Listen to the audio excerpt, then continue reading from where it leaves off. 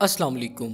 Tumour cells की abnormal growth और development को कहते हैं और अगर ट्यूमर की डेवलपमेंट हमारे ब्रेन में हो तो उसे ब्रेन ट्यूमर कहा जाता है।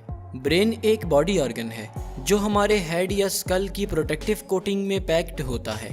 इसी वजह से ब्रेन में इंजरी के चांसेस बहुत कम होते हैं। लेकिन अगर ब्रेन सेल्स का रेडिएशंस जैसा कि एक्स-रेस वगैरह से एक्सपोजर हो जाए तो इससे सेल्स के डीएनए में म्यूटेशन हो सकती है जो कि ट्यूमर की वजह बनती हैं। इसके अलावा ब्रेन सेल्स में कोई हेरिडिटरी प्रॉब्लम्स जो कि पेरेंट्स से ऑफस्प्रिंग में ट्रांसफ़र हुई हों तो वो भी ब्रेन ट्यूमर्स कॉज कर सकती हैं।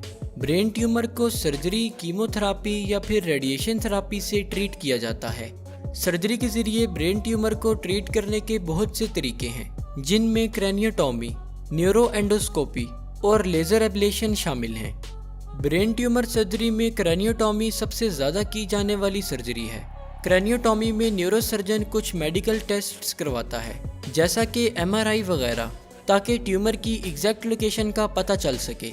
सर्जरी के दौरान पेशेंट के हेड में कट लगा के बोन को रिमूव किया जाता है जिससे कि सर्जन को ब्रेन सेल्स तक एक्सेस ईजी हो जाती है। इस तरह ट्यूमर को लोकेट करके रिमूव किया जाता है।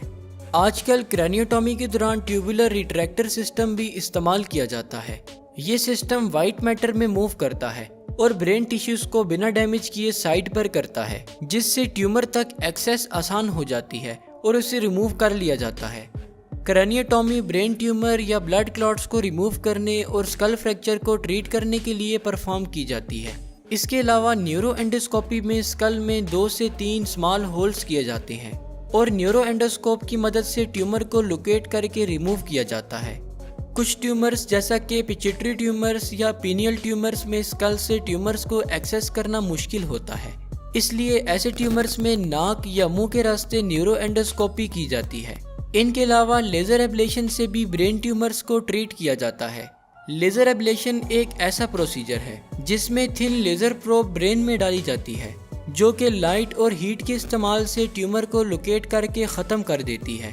शुक्रिया, अल्लाह हाफिज़।